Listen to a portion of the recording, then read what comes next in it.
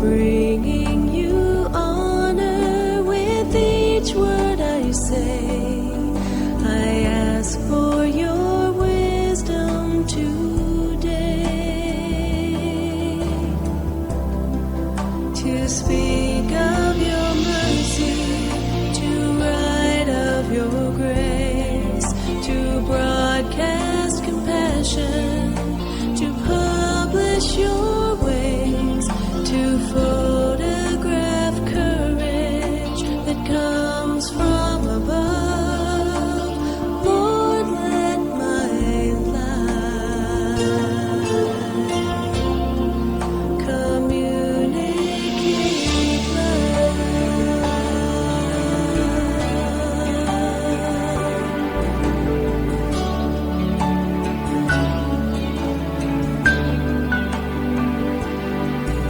The gift of creation comes from your throne, divine inspiration from you alone.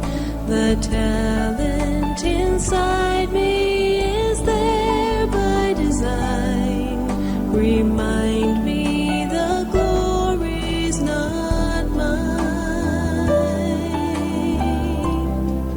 To speak of your mercy, to write of your grace, to broadcast compassion, to publish your ways, to photograph courage that comes from above.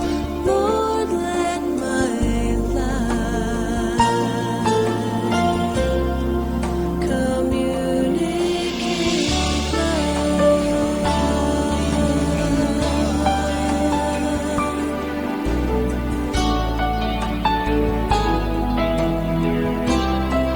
To speak of your mercy, to write of your grace, to broadcast compassion, to publish your ways, to photograph knowledge that comes from above.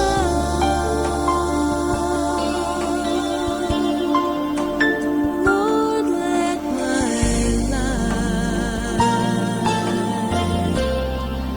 communicate love. Communicate love.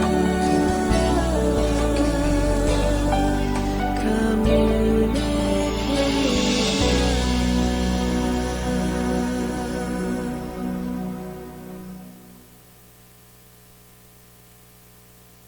Kami po ay nag-aanyaya. Nasamahan po ninyo kami sa pag-aaral ng salita ng ating Panginoong Diyos. Tuklasin at alamin po natin ang mga katotohanan sa mga kapitulo at bersikulo ng Biblia.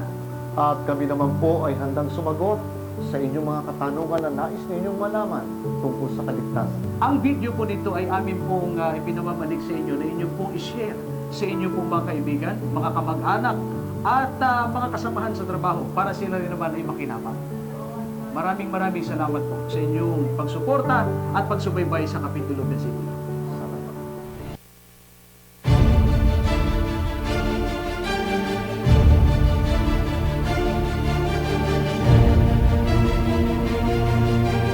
Pero kung pag-uusapan yung doktrina, kung ano yung tama, ihayag. At yung mali, ibunyag. Sa Diyos, ipinakikilala po sa atin kung ano po yung tama at kung ano yung mali. Dapat yung turo makita po sa akin, hindi lang pangalan. Pag dumipensa ka, may dating, may tama. Huwag kayong magagalit. Mahal namin kayo eh. Hindi mo kasi kayang talunin yung gusto mong talunin. Pero ang kapahayagan na yan, lalo doon siya nagtanong, ay kapahayagan na galing sa itaas sa Ama. Ang Biblia hindi binabasa lang. Ang Biblia inuunawa. Consider literal, malibang mapatunayan mo na symbolical na yan. Nasabi ni Kristo, ang kaligtasan ay nanggagaling sa mga Hudyo. Dapat natin maunawaan sa panahon na ito. Nilunsad namin ang kapitulo bersikulo kasi gusto namin pong matigil yung mga ganyan at huwag nang makapanguha pa ng mga pandaraya. Dapat ho, kami ho ang dapat magpaliwanag niyan kasi amin ang paniniwala yan.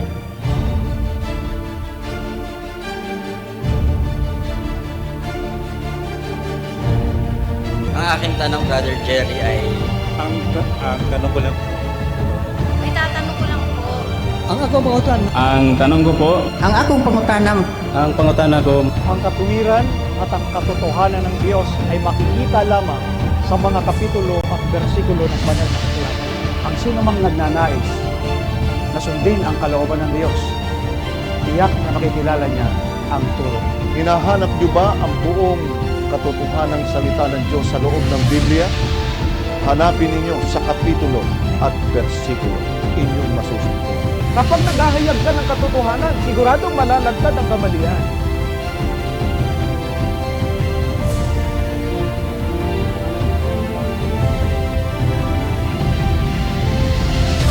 Kunting hakbang na lang, sabadista ka na.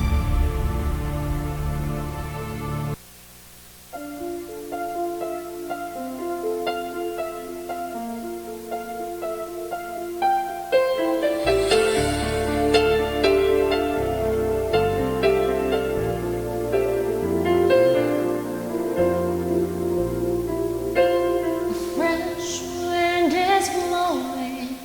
It's a wind of God's Spirit. Be still and know His voice. Listen and you'll hear it. Increasing in power, feel the Spirit releasing His strength by the hour. We will rise to the call. We will stand and obey. We are warriors whose weapon is God's highest praise. Who's coming, storm rising upright, His mighty kingdom triumph. Let us give our very lives. Destined for greatness with a passionate faith. Moving in His power, clothed in garments of grace. Strong in the Spirit, one holy nation, true to the calling of our great salvation. We are destined for greatness.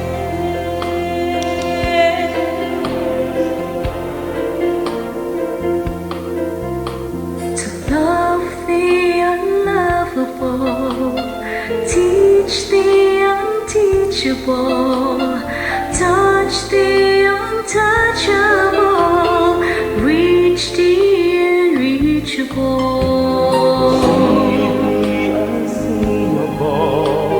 Shake the unshakable, heal the unhealable, break the unbreakable, love the unlovable, teach the unteachable, touch the untouchable, reach the unreachable, see the unseeable, shake the unshakable, heal the unhealable, break the unbreakable.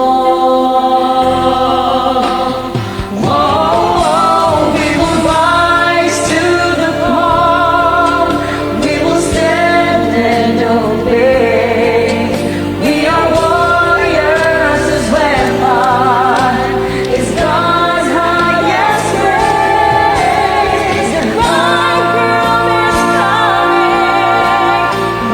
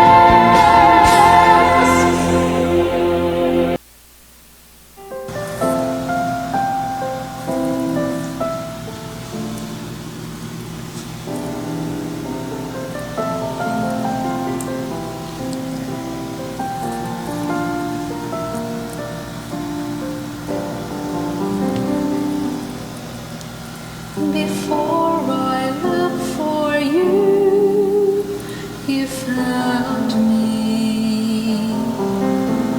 Before I knew your name, you knew mine. Before I spoke the prayer, your precious gift was there. One I never thought I'd find, the gift of a lifetime. That's what you gave. Your life as an offering, my life to save, turning my song of tears to an anthem of praise for the gift that you gave, the gift of a lifetime.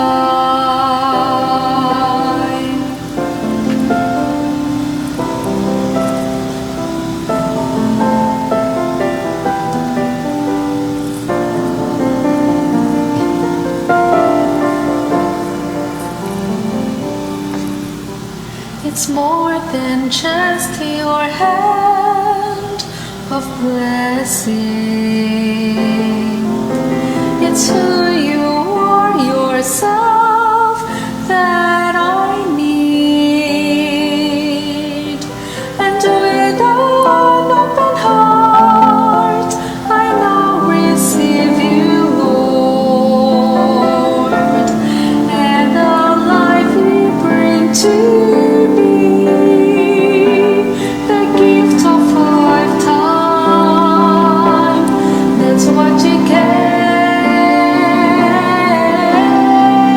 Your life as an offering, my life to save, turning my song of tears to an anthem of praise for the gift that you gave, the gift of a lifetime. Into the pain that I thought I could hide, you brought the gift of your very life, the gift of a lifetime. That's what you gave. Your life as an offering, my life to save, turning my song of tears to an anthem of praise for the gift that you gave, the gift that you gave, the gift of a lifetime. That's what you gave. Your life as an offering, my life to save, turning my song of tears to an anthem of praise for the gift that you gave. Is the gift of a lifetime. I live this anthem of praise, the gift of a lifetime.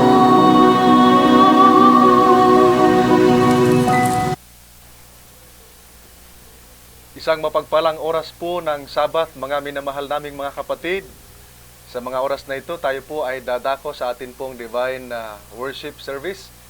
At sa mga oras na ito ay tayo po ay nakapakinig ng mga napakagandang awitin, no? Mensahe ng awit na pinagkaloob ng ating pong mga kapatid sa ating pong Panginoon. Yan po'y patikim pa lamang, mga minamahal na mga kapatid. Mamayang hapon ay makakarinig pa kayo ng mas maraming mga awiting banal, no, na ipagkakaloob ng ating pong mga kapatid na nag-send na kanilang mga awitin. Binabati ko po ang lahat ng ating mga taga-subaybay na nakasubaybay ngayon sa ating programa sa iba't ibang dako sa buong Pilipinas at sa ibang bansa na nakasubaybay ngayon samahan po ninyo kami at ihanda ang inyong mga sarili na tanggapin ang mensahe ng Panginoon na dadalhin po ng atin pong tagapagsalita. Ang ating tagapagsalita sa umagang ito, ang atin pong TV evangelist at founder ng Kapitulo Bersikulo. Mababa pero mataas ang ating pagtingin sa kanya, ang kapatid na Jerry Sevilla. Pero bago siya magsasalita at magdadala ng mensahe ng ating Panginoon para sa ating lahat, ay mapapakinggan muna natin ang isang magandang awitin na ihahandog ng ating kapatid. Pero bago yan, tayo po muna ay manalangin. Dakila naming Diyos, sa mga oras na ito, kami po ay lumalapit sa inyo. Amin pong hinihiling ang inyong pong patnubay, ang inyong pong gabay, samantalang kami po ay magdadala ng mensahe. Lalo't higit ang aming pong tagapagsalita, ang kapatid na Jerry. Sukluban siya ng kapangyarihan at karunungan ng banal na Espiritu upang ang kanyang mensahe na dadalhin na nagmumula sa inyo ay maging pagpapala, maging kapakipakinabang sa lahat namin at sa lahat ng aming mga taga-subaybay, at mabusog kami ng inyong pong mga salitang espiritual na magbibigay sa amin ng kalakasan at lalago kami sa pananampalataya at pagkakilala sa inyo. Salamat po sapagkat inyo pong dininig ang aming mga dalangin sa pangalan ng ating mahal na Panginoong Hesus. Amen. Mga minamahal na mga kapatid, atin pong pakinggan ang isang musical offering na ipagkakalob ng ating kapatid para sa ating Panginoon. Ang ating mga kapatid na sabi po nila ay Quarantine Quartet. Pastor Jomel, yan po ang pangalan daw po ng kanilang grupo. Salamat po doon sa ating mga kapatid na umawit, kaya daw nabuo yan. Yan po ay sapagkat sila po na magkakaibigan ay nakagawa ng mga awitin sa panahon po ng quarantine. At yung isa dyan ay taga-Norway na nurse. At binabati natin ang lahat ng mga awit natin, sabi nga ni Pastor Jomel, ay patikim po lamang yan sa ating mga mapapakinggang iba't ibang mga awit mamaya po sa ating pong musical and textual sa ganap na 2:00 po ng hapon. Ano po? Nais naming paabot ang aming pagbati sa lahat ng aming mga taga-subaybay sa iba't ibang mga lugar. Happy Sabat po sa inyong lahat. Sana po ay maramdaman natin ang kapayapaan at kabanalan ng ating mahal na Diyos, samantalang ating pong pinagbubulay-bulay ang kanyang mga salita sa oras na ito. Magbigay lamang po tayo ng ilang update sa ating pong Department of Health COVID-19 Bulletin number 83. As of June 5, kaghapon po ito at 4 o'clock in the afternoon, ang total number of cases po natin ay 20,626. At ang total recoveries natin to date ay 4,330. Ang tala po na total confirmed cases reported yesterday ng ating Department of Health ay 244. Ito ay bumaba mula doon sa 600 plus na tala noong isang araw. So napakalaki ng kanya pong ibinaba. So sana tuloy-tuloy po nating ipanalangin na makabalik na tayo sa normal. Pero ang tawag natin ay new normal situation. Mahirapan tayong makabalik agad-agad sa normal nating kalagayan. At ang total number of deaths as of to date ay 987. Kahapon po ay merong 3 patay na nakatala sa Department of Health. But still, I'm still wondering kung out of 4,330 recovered persons ng coronavirus, kung ililes natin sa 20,626, hinahanap namin ni Pastor Jomel kung nasaan yung mahigit 14,000 pa na total number of cases. Kasi kung ang total recoveries natin ay 4,330, ibig sabihin, yung natitira doon sa 20,626, nasaan kaya? Recovered ba yun? Kasi kung ang number of death ay 987, nasaan yung ibang mga figures? We don't know. Only the Department of Health knows about it. No po, mga kapatid. But this is the report of our Department of Health as of yesterday, June 5, 2020 at 4 o'clock in the afternoon. So ngayon pong oras na ito, bilang bahagi ng ating pagbubulay-bulay ng salita ng ating Panginoon Diyos, ay nais ko pong dalhin sa inyo ang isa pong tala sa Biblia. At ito po inyong mababasa sa aklat po ng Unang Hari, Kapitulo 17. At papasimulan po natin itong kwento ng aklat ng hari. Ay ang bida rito at majority ng mga contributor nito ay walang iba kundi si Elijah. Ang aklat ng karanasan ni Elijah ay nakasulat po dito sa First Kings, mga kapatid. Now, when we talk about Elijah, maaaring sabihin natin si Elijah ay isang napaka-powerful na prophet. Siya ay very influential prophet. In fact, siya yung pinakamatapang na propeta na hinamon niya yung mga propeta ni Baal, Pastor Jomel, na talagang nag-showdown sila sa Mount Carmel. At dito rin po natin makikita kung papaanong ang Panginoon ay tumugon sa panalangin ng isang lingkod ng Diyos na si Propeta Elias. At sa bahaging ito, mapapansin po natin na si Prophet Elijah, kung makikita po ninyo sa ating pong pag-aaral dito sa 17, hindi na ho namin babasahin yung buong pong kapitulo, lalo na po sa ating pag-uusapan ngayon na chapter 17, pasimulan po natin ang versikulo 8 hanggang 16. Ito po ay nagtatala ng buhay ng karanasan ni Elijah sa pamamagitan ng pagkatapos niya makaranas noong karanasan na siya po ay naroon sa ilog at naroon sa brook, no? Doon sa ilog na kung saan siya po ipinifeed or pinapakain ng mga uwak. Doon niya napatunayan na ang Diyos ay provider ng lahat ng kanyang mga pangangailangan. Maaaring sabihin natin, ano po ang ginawa naman ni Elijah dito sa tagpong ito? Alam po natin na dito po sa panahong ito ng chapter 17 verses 8 up to 16, merong tagpo sa buhay ni Elijah na siya pinayao ng Panginoon doon sa bayan ng Serapath. Ang tawagin po ito ay Saripath o Sirapata. Dito po sa Tagalog natin ay ang nakalagay roon ay sa bayan ng chapter 16 verses 8. Ang sabi po roon ay lugar ng Sarepta. Yun, Sarepta pala sa Tagalog. Sa English po ay Saripath. Ano po? Sa Saripath. Sirapta dito sa Tagalog. Pinapunta siya doon sa lugar ng Sirapta. Sa Sirapet. At ngayon, makapansin po natin na nung si Elijah ay pumaroon, pinag-uusapan pa rin ang difficult situation. Sa panahon na kung saan ay merong isang tao na kanyang natagpuan doon na hindi naman sinabihan ng Panginoon si Elijah kung ano yung kanyang, kung sino yung pwedeng magpakain sa kanya ron. But according to the Bible, si Elijah ay nagutom. Siyempre sa haba ng kanyang paglalakbay. At dumating siya sa lugar ng Saripath, dito sa talata po na ating binasa sa chapter 17 verses 8 up to 16, na doon po nakita niya yung isang babae, inabutan niya na namumulot ng kahoy. At ang sabi ni Elijah, pakainin mo ako ngayon. Biruin po ninyo. Ito po ang sabi sa verse 10, yung babaeng ito ay hopeless ang kanyang kalagayan. Why? Sapagkat siya po isang bao. At sa panahong yan, ito pong Saripath na ito na lugar na pinuntahan ni Elijah, hindi po ito bayan ng Israel, kundi ito po ay Gentile city or Gentile na bayan ng mga hintil. Sa madaling salita, sa kanila pong buhay bilang mananampalataya, lalo na sa mga Israelita nating mga kapatid, no, naniniwala sa Panginoon, si Yahweh, ay meron silang batas na ang mga Israelites ay meron silang batas na yung mga bao ay kanilang pakakainin. At yan ay mababasa natin sa Deuteronomy chapter 15 verse 11.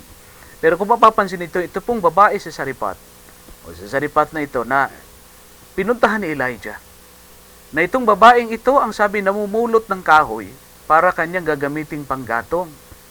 Ay ang problema, itong babae marahil ay nagulat sapagkat bigla siyang kinausap ng isang lalaki na sabi niya, punta tayo sa bahay mo, pakainin mo ako. So Jomel, parang napakahirap yata sabihin yun sa ating, yung bang naranasan kong maging kulpultor yung ikaw nagbebenta ng mga libro.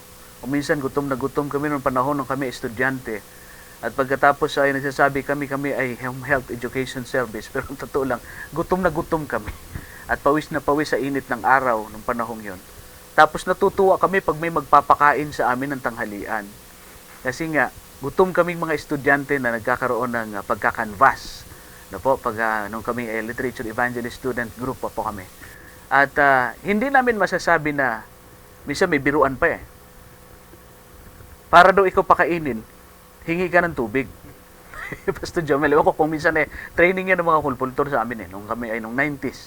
Nung ako ay nagkukulpultor. Sabi niya, pag binigyan ka ng tubig, sasabihin mo, Ma'am, hindi po ba masamang uminom ng tubig kung hindi pa nakakain? So, siyempre, kapag sinabi mo yun, ay, hindi pa ba kayo nakakain? Hindi pa po eh.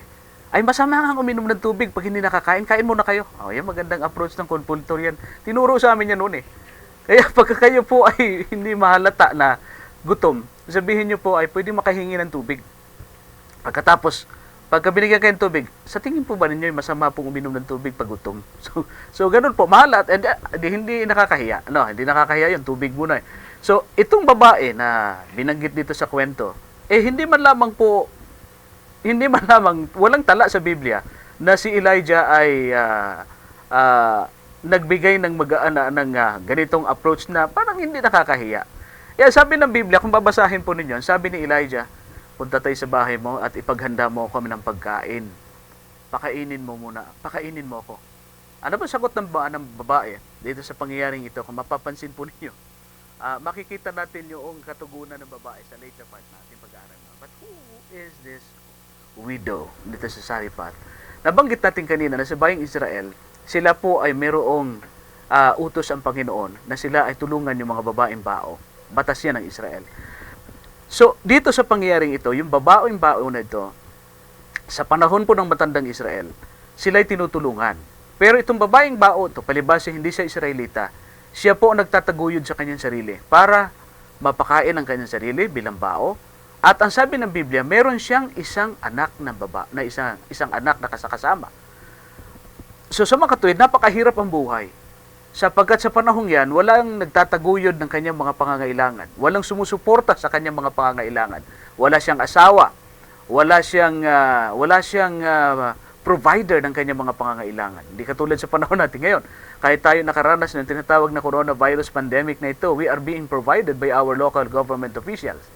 But some of us, hindi man nakatanggap, pero nakatikim ng mga ayuda. Since itong babaeng ito, kung mapapansin niyo, wala siyang inaasahan sa buhay. Pagkatapos, ang kanyang kalagayan, kung mapapansin po ninyo rito mga kapatid, ay yung problema niya sa buhay, sabi nga nila, ano ba problema niya sa buhay? Yung iba. Ang problema niya sa buhay ay dumating yung bisita niya sa bahay, at ang sabi sa kanya, maaaring sabihin niyo to, walang galang tong taong ito. Saan ka nakakita? Hindi ko naman siya kakilala. Pagkatapos hihingian ako ng pagkain. Di ba? Abuti pa yung kulpultor, Pastor Jomer, kapag kasabing, hindi ba masamang uminom ng tubig kung gutom? At least magandang approach, pinatuloy ka. Pero itong si Elijah, hindi mo makikita rito na nagsabing, sabi ni Elijah rito, pakainin mo ako. Ang problema nung babae, sa verse 12, makikita po ninyo, na sabi ng babae, Ginoo, meron na lamang kaming kakaunting pagkain o harina sa aming gusi, sa aming lagyan. At pagkatapos, kakaunting langis. Ang plano ko nito, kaya ako namumulot ng 2 stick, sabi dyan, sa talata, 2 stick, aking ipanggagatong, at yung kapiranggot na pagkain o harina na nasa aming gusi, at yung oil na nandoon sa aming tapayan, sabi niya sa banga, gagamitin ko na yan para makakain kami ng huling kain. At pagkatapos niya, and then we will die. Ganun katindi yung sitwasyon ng bayan ng Sariphat o ng Sariphat dito sa pangyayaring ito. At yung widow, wala siyang provider ng kanyang mga pangangailangan at meron pa siyang anak na pinapakain. Ito pa, meron pang buwisita. Sabi nila, pagka unexpected visitor na nanghihingi ng pagkain, ay natalaga naman. At alam nyo ba naman ang lalaki, napakalaki kumain yan. Hindi ba, Pastor Joe, malakas kumain ang lalaki, hindi ba? Hindi natin itinala ng Biblia kung gaano katakaw kumain si Elijah. Pero, ito po ang sabi, ito ang kalagayan ng widow. Pansinin po ninyo mga kapatid. Sabi niya, Ginoo, wala talaga akong maipapakain sa iyo. Kasabi niya, sa totoo lamang, ang plano ko ngayon, ito ang problema namin, wala kaming makain. Bukas nga, ito na, huling kain na namin to. Ang plano ko, pagkatapos kong maluto yung pagkain ito ng aming kakainin ng aking anak, matutulog na kami. At pagkatapos nito kami mamamatay. Dito, matindi ang sitwasyong ito. This is a hopeless and helpless case nito pong babae. Pagkatapos itong si Elijah biglang, ay teka muna, bago mo lutuin yan sa sarili nyo, ipakain mo muna sa akin. Sa isip mo, Pastor Jomel, ay napaka nang nasalbahin namang mama na ito. Drawing mo, anak, ay, sa halip na kami ay bigyan man lamang ng rasyon o ayuda, ito pa ay naging pabigat. Pero mapapansin niyo, kung babasahin niyo ang chapter 17 verses 8 up to 7, itong babaeng bao, kinausap na ng Diyos. Nasabi niya, may darating diyang lingkod ako at siya ay iyong pakainin at iyong pagbigyan ng pagkain. At ang sabi ng Panginoon, kung magkagayo, hindi ka pagkukulangin sa iyong mga pangangailangan. Kinausap na siya. Pero, kung mapapansin niyo, doon sa discussion or sa dialogue nitong dalawa, yung babaeng widow at saka si Elijah, hindi niya na-recognize, Pastor Jomel, na yung kausap niya ay yung binanggit ng Diyos na pakakainin niya. Ang inisip niya ay ordinaryong bisita lang, okay, napadaan lang doon sa lugar na yun. Dahil hindi naman sinabi ng Diyos na ang pangalan niya, si Elijah, ito yung litrato niya. Hindi ka mukha sa atin sa Facebook ngayon, may litrato na yan. Makikilala mo kung sino yung pwede mo maging bisita. But it was happened na nung dumating si Elijah dyan, hindi niya kilala kung yun yung lalaki na sinabi sa kanya ng Panginoon na pakainin mo. And then, ang sabi niya, ito nga po ang problema namin eh. Sabi ni Elijah, bago ka pumunta magluto sa iyo, ako muna ang iyong pakainin. Tintan niyo po yung problema ngayon ng bao. Pero naalala niya, marahil kung bakit niya pinahintulutang gawin, hindi naman siya tinutukan ni Elijah ng kutsilyo o anumang bagay dyan na pwedeng manakot sa kanya para siya pakainin. Gutom na gutom si Elijah. Gutom na gutom din yung bao kasama nung anak niya. Kaya sabi niya, sige, pakainin mo muna ako. Ipag-bake mo muna ako ng tinapay. And then here comes what happened. Ano po? Sinunod ng babae ang request ni Elijah. Sa isip ko, kung ilalagyan natin to ng buhay, yung kwentong ito, habang nagluluto siguro yung babae doon, panay ang dabog sa kusina, Pastor Jomel. Kasi sa halip na kakainin nila mag-ina, ipapakain pa dito sa stranger na nangihingi ng pagkain. Hindi niya naisip sa kanyang sarili na ito ba ang sinabi ng Diyos sa aking pakainin. Basta ang ginawa niya kung ano yung hiningi ng lalaki. At alam natin, nung mabusog marahil si Elijah, pagkatapos na maluto yung pagkain, marahil nag-unat-unat pa si Elijah at humingi ng tubig. Alam niyo ba yung kwento ng mga kulpultor? Pasensya na po, naikukwento ko yung kulpultor. Meron doon sa probinsya, kami mga kulpultor noon, na pinakakain yung bisita, yung mga bata, hindi mo na pinalalabas. Pagkatapos nung hindi pinalalabas, nandun, nagkukulong sa kwarto, yung bisita, binigyan ng special na ulam, special na pagkain. Pagkatapos yung mga bata, takaw na takaw habang tumitingin doon sa kinakain ng bisita. At pagkatapos, kinagat, inupakan na yung isda na malaki. At pagkatapos nang maubos na yung bandang harap, ang gusto ng bata, sana wag baliktarin. Ay, ang problema, binaliktad. Napakatakaw na bisita yun. Ang sabi nung bata, naku, nanay, nabaliktad na. Ayan. So, nabaliktad na. Binaliktad na. Ang ibig niya sabihin, wala na. Wala na kaming makain. So, nangyari, ito po, na-imagine ninyo kung gaano po habang kumakain si Elijah, takaw na takaw sa pagkain ng tinapay, na supposedly kakainin nila mag-ina, marahil nagtatakaw sa laway o anumang kumakalaman sikmura ng widow at yung kanyang anak nakatingin, si Elijah hindi man lang nagbigay ng kaunti. Yeah? Mali sabihin ninyo, ba't ganun ang lingkod ng Diyos? Mayroon pong layunin. Now, pagkatapos po ang sabi ng Biblia, mga kapatid, sa bahaging ito, makikita po ninyo what happens next. Anong gusto natin sabihin dito? Sa ganitong sitwasyon na kamukha nitong babaeng widow na ito, nabuhay siya sa sitwasyong difficult. We are also living at a difficult time at this point of Earth's history. Ito pong ating kinalalagyan ngayon, maraming nagugutom kagaya po nitong babaeng widow na ito sa Serapath. Pero kung mapapansin ninyo, nangangailangan ng mga bagay na maaaring magsustine ng kanilang buhay. Sa ating buong buhay bilang mga Kristiyano, mayroon din tayong tinatawag na mga hopeless and helpless situation sa ating mga buhay. Maaaring tayo mayroong karamdaman na unti-unting nagde-deteriorate ng ating katawan. Then we are living in a world wherein nagaantay na lang tayo ng ating kamatayan. Maring iba sa atin dito ay nakaranas nung tinatawag na COVID-19 na mga karamdamang ito na nagpahirap sa ating bayan.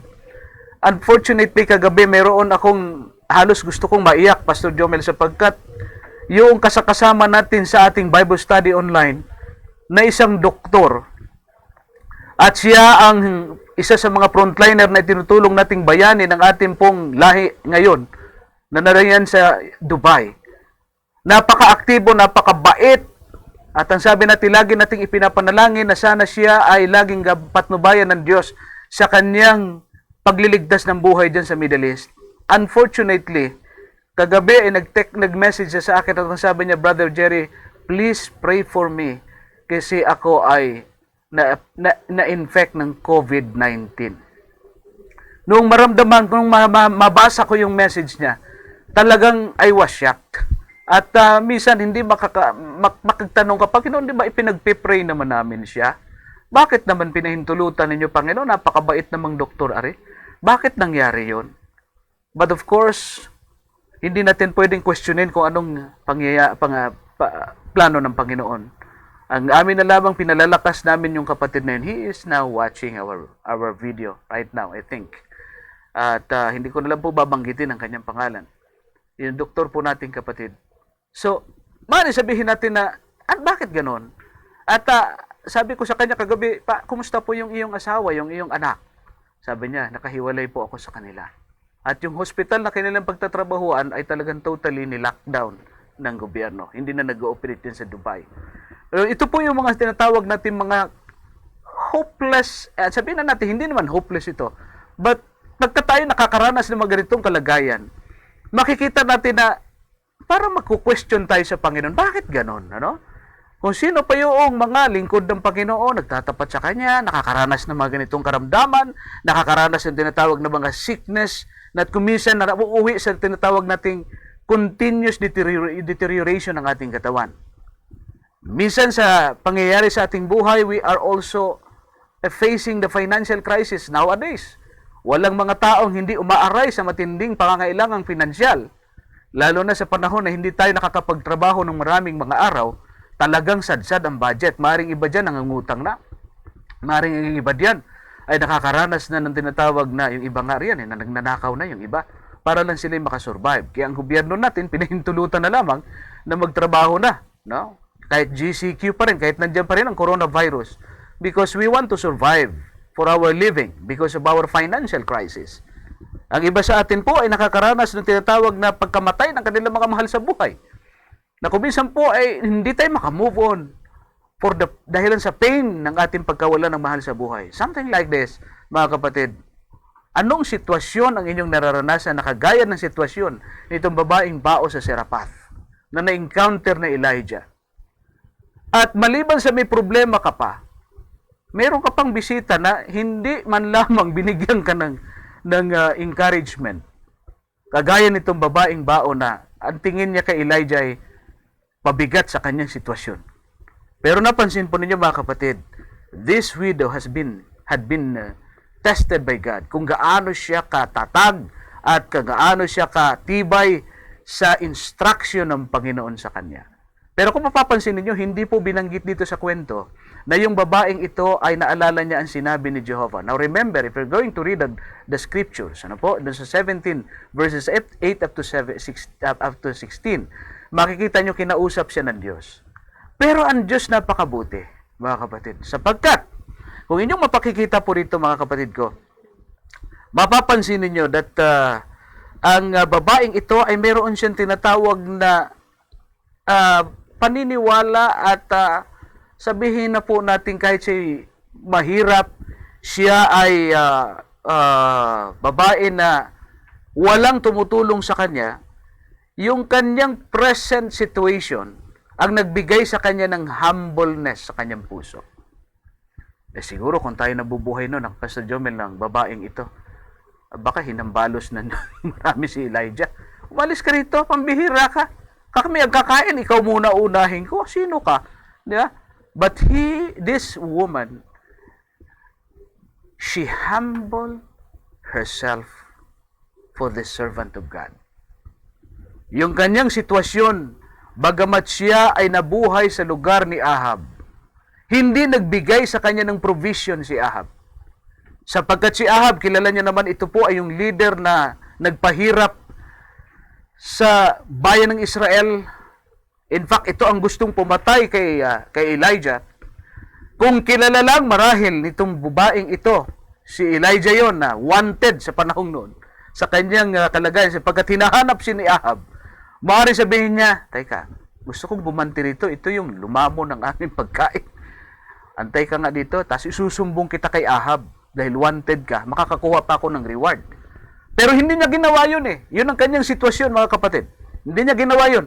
Ang sabi po ng banal na kasulatan, ang babaeng ito ay ipinaubayan niya kay Elijah yung kanyang request na pagkain. Ano po ang gusto po na sabihin dito, mga kapatid? Ang gusto po nating sabihin dito, ang Diyos ay nagpo-provide ng pangangailangan sa mga difficult situation natin katulad nito. Gaya po ng babaeng bao. Kung makikita ninyo, natetest yung kanyang pasensya. Tinetest yung kanyang gutom. Tinetest yung kanyang pananampalataya. Now remember, hindi ito Israelites. Hindi ito Israelita. Ito ay isang Gentile. Pero bakit siya nagbigay kay Elijah ng pagkain in spite of the fact na yun na lang ang kanilang last meal? Because, according to the text that we have studied, ang Diyos ang kumausap sa kanya a day before Elijah came. At marahil habang kinakain ni Elias yung pagkain nila, naalaala niya sa kanyang isipan na meron nga palang Diyos ng Israel na kumausap sa kanya. And then here comes na busog na si Elijah. Siguro sabi niya, wala na ginabilin. Siguro din. Sabi ni Elijah, sige, magluto ka naman ng sa iyo. Imagine niyo, magluto kasi sabi, niloloko mo ba kami? Paano ako magluluto ng sa iyo? Inubos mo na yung bigas ko. Inubos mo na yung aking gasol. 2 stick lang yung kinuha pa para sa amin eh. Tapos paglulutuin mo pa ako ulit, wala na nga akong gas. Wala na nga akong bigas. Wala pa akong ulam. Nilamon mo. Siguro ganun ang sinasabi ng babae. Pero sabi ni Elijah, sige lang, gawin mo yung sinabi ko. Oh! Nakita ninyo ang istorya ng Biblia, mga kapatid. Sinunod niya kung ano yung sinabi ng lingkod ng Diyos at pumunta siya roon sa kanyang tapayan, sa kanyang gusi, sa kanyang banga. At tumakal siya ng harina. Gulat ang babae, lumaki ang mata sapagkat alam niya na talagang tiniti niya na yun. Alam mo yung tiniti sa ating Bisaya na parang gitilok ba? Wa na gyud nabilin. Hamis na kayong lagayan. Wa na gyud. Wala na talagang laman. Gulat siya. Pati yung langis, tiniti niya na hanggang yung kahuli-huli ang patak ng langis. Pinatak niya na para makakain lang si Elijah. Tapos sasabihin niya, ipagluto siya. Ano kahilo? Sabi siguro ng babae, ano kasi niswerte? Wala nga eh. Ako nga nakakaalam dahil ako yung nagluto. Alam ko na wala na talagang stock. Pero sabi ni Elijah, sige lang, pumunta ka. And here comes what happened. You know that story. Nung siya ay dumukot doon sa kanyang gusi at marahil mayroon siyang pansukat o marahil wala mo na siyang sinukat mo na kinapa-kapa niya yung laman ng kanyang gusi na alam niya hamis na, makinis na, walang laman. Pero nung kanyang idaiti yung kanyang kamay, bakit puno yung lagayan, Pastor Jomel? At pagkatapos ay kanyang dinakot, ang sabi po ng Biblia, nagluto siya, pati yung kanyang langis. Tiningnan niya, puno. At nung siya ay nagkumukuha ng langis, kung ano yung binawas, dadagdagan. Kung ano yung binawas niya doon sa harina, dadagdagan. Kung ano yung nabawas, ipinapalitan ng Panginoon. According to the text that we have read, that we have to study, dito sa ating pong chapter 17 verses 8 up to 16, yung langis hindi na ubos at yung harina hindi na ubos. Pag binabawasan, pinapalitan. Pagka yung langis na babawasan, pinapalitan. And according to the Bible, 3 years silang nakasurvive. How difficult the situation was, and yet the blessing of the Lord overflow. Anong sikreto? The word is faith. Pananampalataya. Ito yung kailangan natin sa panahon ng difficulties. Ito yung kailangan nating salita sa panahon ng hopeless and helpless situation. Kung mapapansin ninyo, marahil ipinagmamalaki noong babaeng ito, natutuwa siya, "Oh, Panginoon, ikaw ay tunay, ikaw ay provider ng lahat ng aming mga pangangailangan. Merong Diyos sa Israel na buhay, na siyang nagpo-provide ng lahat ng aming mga pangangailangan na tila baga imposibleng bagay sa tao, pero nagiging posible sa ating mahal na Diyos." Naranasan nyo na ho ba, mga kapatid, na kayo ay malagay sa isang sitwasyon na tila baga kayo ay wala nang mapupuntahan? I always remember and I love to hear those songs na nagsasabi, "When there is no way, God will make a way." Kapag wala na tayong natatakbuhan, ang Diyos ang magbibigay sa atin ng tamang daan, ng tamang daraanan natin. Kapag wala ng lagayan, wala na kayong pera sa inyong pitaka, God will make a way for you. Kapag wala na kayong pagkain sa inyong kusina, ang Diyos ang magkakaloob para sa inyo.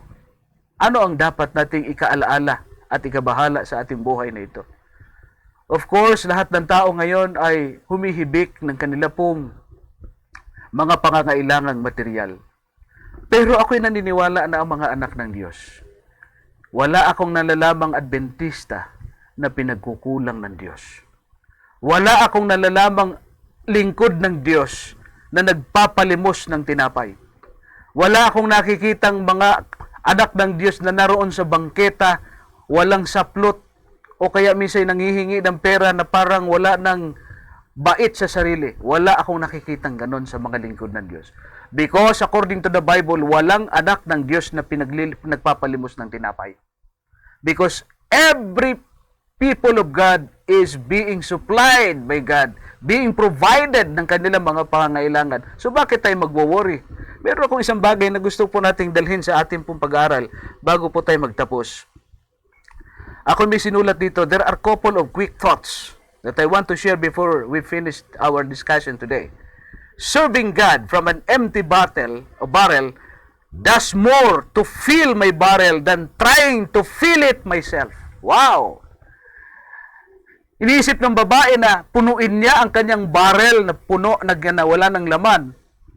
We are thinking of some plans we are doing for something para mapuno yung ating mga pangangailangan, ating lalagyan. Lalagyan mo ng pera, pupunuin mo. Lalagyan mo ng bigas, pupunuin mo.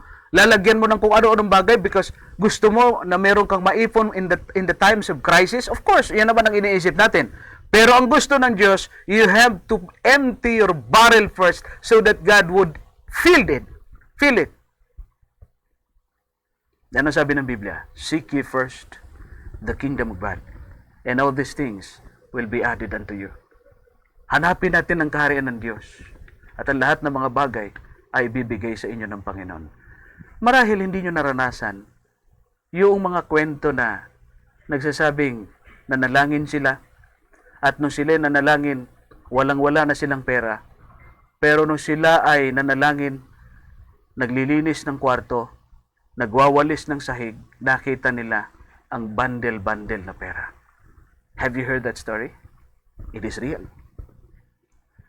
Nakaranas kayo ng isang tao na siya ay nagta-travel na wala siyang pamasahe? At pagkatapos ng wala siyang pamasahe, kung ano-ano na lang kanya mga ginagawang storya sa kanyang sinasakyan, para lamang siya hindi masingil ng konduktor. Pero mayroon palang isang tao doon na nagsasabing, bayad na siya. Kasi kakilala ko siya. Marami mga istorya sa ating buhay that God is using a person. Even in the time of Elijah, he was using that raven to feed these people of God. Even sa time ni Elijah, gumagamit ang Panginoong Diyos ng isang babaeng bao para tayo ay suplayan ng ating mga pangangailangan. Kaya hindi dapat tayo gumawa ng anumang bagay na wala ang Diyos sa ating buhay. Always remember that, mga kapatid. Sa panahong ito, don't make any plan without the presence of our Lord Jesus Christ. Sapagkat siya magpupuno ng ating mga empty barrels. O, wag lang nating isipin yung sinasabi ng iba na, naalala ko naman yung ito naman the other side of the coin, na sinasabi nila yung isang relihiyon na sabi niya, oh, lahat kayo po, mag-iwan kayo ng inyong bigas. Diyan, yung bigasan ninyo, tanggalan ninyo ng laman. Pagkatapos ay pumunta kayo rito sa lugar natin dito at alam niyo naman yung lugar na yun dyan? Sa banda diyan, Pastor Jomel, na yung mga miyembro ay pinagsasabihang itaas ang payong. taas ang payong. Lahat ng mga pandak, tumalon, tatangtad. Ay sabi, dami naman pandak na tumalon, pandak pa rin. Sabi nila, lahat ng mga hindi nagkakaanak, sige, itaas yung inyong damit. May mga ganon. Para pag uwi nyo ng bahay, magkakaanak kayo. Problema, walang asawa. Paano ka magkaanak? Yung isa naman yung sabi nung aming kapatid na nabautismohan dito sa Parañaque noon, ang sabi niya, nung siya pumupunta rin sa lugar nila yun, ay iniiwanan daw talaga niyang bukas yung kanyang bigasan. Dahil ang sabi ng preacher, iwanan yung bigasan nila na walang laman para pag-uwi nila mapupuno ng bigas. Gusto nilang gayahin itong na yung babae sa Serapat. Hindi natin minamaliit ito, ano po. This is a challenge of faith. Pero ang ginawa nila, sige, nandun sila. Ay sabi niya, Brother Jerry, nung umuwi kami, dalawang matanda ito mag-asawa, nagkukwento sa akin na Bible study ko at nabautismuhan bago sila namatay. Pagkatapos ay, pag-uwi namin Brother Jerry sa bahay, tiningnan namin, tuwang-tuwa kami. Akala namin talaga mapupuno nga talaga yung bigasan namin. Pagdating namin, panay ipis yung laman. So, nabaliktad. Sabi niya, bakit ganon? So, tinatanong niya sa akin. Sabi ko, kasi ang pagpapala ng Panginoon, hindi naman yan magic agad eh. Yung pagpapala ng Panginoon, kasama dyan yung iyon ding effort, yung iyon ding pagsisikap. Ito yung binabanggit natin na hindi mo kailangang magplano without the Lord Jesus Christ. Hindi naman po pwede yung ikaw ay ipaubaya mo na sa Panginoon lahat pagkatapos ikay kukuya-kuyakoy na lamang dyan at ayaw mo magtrabaho. Di ba? Sa panahon natin ngayon, yung mga nakinabang do sa mga ayuda, pinambibili ng droga, hindi naman maganda yon. Kailangan kapag tayo ay gumawa ng plano to fill the barrel sa ating mga lagayan ng pagkain, make it sure that there is God na partner natin sa ating mga plano. Hindi po tayo pwedeng magplano na walang presensya ng Diyos. At hindi rin naman tayo pwedeng umaasa lang sa presensya ng Diyos na wala tayong ginagawa sa ating buhay, mga kapatid. So, ang storya rito ng babaeng bao nagpapakita sa atin ng pananampalataya. Na ang Diyos ang magkakaloob ng lahat ng ating mga pangangailangan. These 2 sticks naman na ginamit niya, kung mapapansin ninyo, imposible na makakapagluto siya muli ng panibagong harina o ng tinapay using these 2 sticks. Pero alam niyo ba, ang sabi ng Biblia, nakagawa yung babaeng yan ng 3,200 meals in 3 years, according to the studies. Wow! Kaya pa niyang mamigay sa kanyang mga kapitbahay na mga mahihirap. Bakit? Kasi he was being provided by God ng lahat ng kanyang mga pangangailangan. And ang sabi po sa ating pag-aaral, yung atin pong mga kailangan ko minsan po, mga kapatid, yung anong meron ka ngayon sa bahay mo, anong meron ka sa iyong kamay, anong meron ka sa iyong kinalalagyan ngayon, you can use that for the miracle of God. Subukan natin ng Diyos. Yung mga bagay na meron tayo na simple, kapag ibinigay natin sa Panginoon, magiging doble yan. Nung ako ay hindi pa evangelist, nung ako ay hindi pa nag-aaral, hindi pa ako natuto na ganito, ikukwento ko na marahil din sa inyong mga nanonood. Humahanga ako sa magagaling na speaker. Humahanga ako doon sa speaker na talagang hindi nakakaantok magsalita. Sabi ko, gusto ko kung pag ako ay natutong magsalita, mangaral, gusto kong maging katulad niya.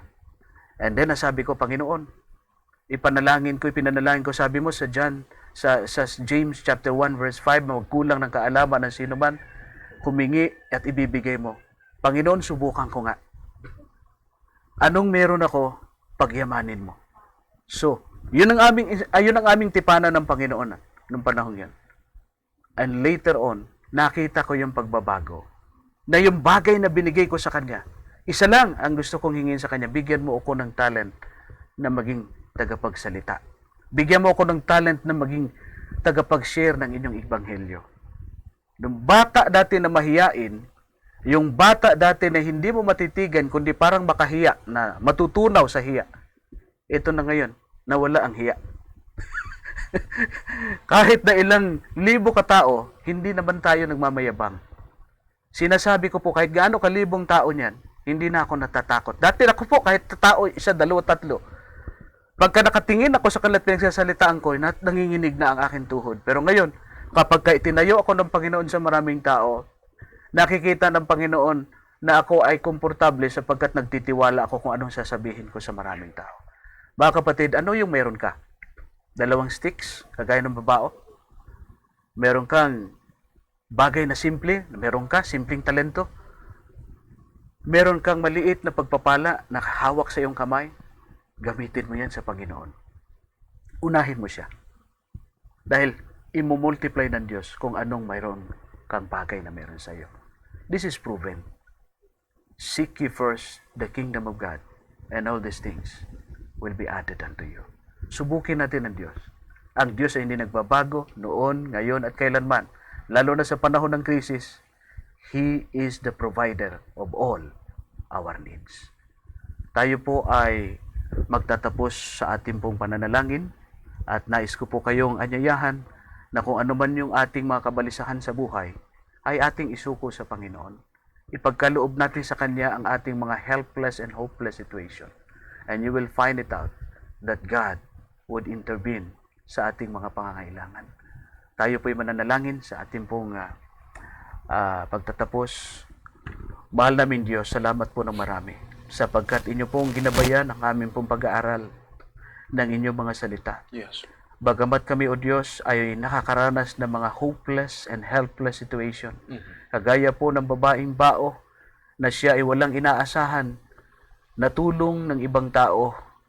Subalit ipinakita nyo sa kanya na kapag kainuunan niya ang lahat ng mga bagay na espiritual at sinunod niya ang inyong sinabi na instruction sa kanya, sinunod niya at nakita namin ang result ng kanyang pananampalataya. Hindi niyo siya pinagkulang. Panginoon, nais namin maging ganun ang aming karanasan sa mga oras na ito. Na bagamat kami nakaranas ng pandemic crisis na ito, ng coronavirus na kuminsan nawawalan kami ng mga pagkain sa aming hapagkainan. Nawawalan kami ng salapi sa aming mga bulsa, sa aming mga pitaka. Subalit kami naniniwala, O Diyos, na kung kami iuunahin namin kayo, hindi nyo kami pagkukulangin. Yes. Wala pa kaming tala sa kasaysayan ng inyong bayan na mayroong kayong anak na nagpalimos ng tinapay sa panahon ng krisis. Tulungan kami, O Diyos, na aming buksan ang aming mga mata, ang aming pananampalataya, na lagi kaming tumingin sa aming mahal na Diyos, na siya pong provider ng lahat ng aming mga pangangailangan. Yes. Tulungan kami na magtiwala sa iyo. Tulungan kami na ang aming pong buhay ay lagi pong nakaugnay sa iyo. At kung magkaganon, automatically, always naming hahanapin ang inyong katuwiran at ang inyong kaharian at hindi nyo kami pagkukulangin ng lahat ng aming mga pangangailangan. Marami pong salamat sa inyong pagtugon sa aming panalangin sapagkat hinihiling po namin ang lahat sa makapangyarihang pangalan po ng aming Panginoong Hesus. Amen. Amen. Diyan po nagtatapos ang mensahe ng ating kapatid na Jerry. Praise the Lord sapagkat napakinggan natin ang napakagandang mensahe na nagpapaalala sa atin mga kapatid na lagi nating unahin ang Panginoon. Ano man mga difficulties, mga pagsubok ang ating naranasan, kapag inuna natin ang ating Panginoon, hindi tayo pagkukulangin. Sana na-bless kayo sa message na atin pong napakinggan. Nabusog tayo sa mga espiritual na tinapay ng ating Panginoon sa pamamagitan ng ating kapatid na Jerry. Sa pangalan po ng Tinig sa Ilang Production at sa pangunguna po ng ating technical team sa nasa likod ng ating mga kamera, kapatid na Mark Anthony Nabor at ng kanyang may bahay, Sister Teresa, kasama ng kanilang mga alalay, Sister Che, Sister Siola at si Sister Kathleen. At of course, ang atin pong mensahero na isinugo ng Panginoon upang magpahatid ng magandang pabalita ng Ebanghelyo, ang kapatid na Jerry Sevilla. At ito naman ang inyong lingkod, kapatid na Jomel Arsenal. Magbabalik po kami mamayang hapon, alas 2 po, para po sa ating patuloy na paglilingkod sa araw ng Sabat na ito. God bless you po.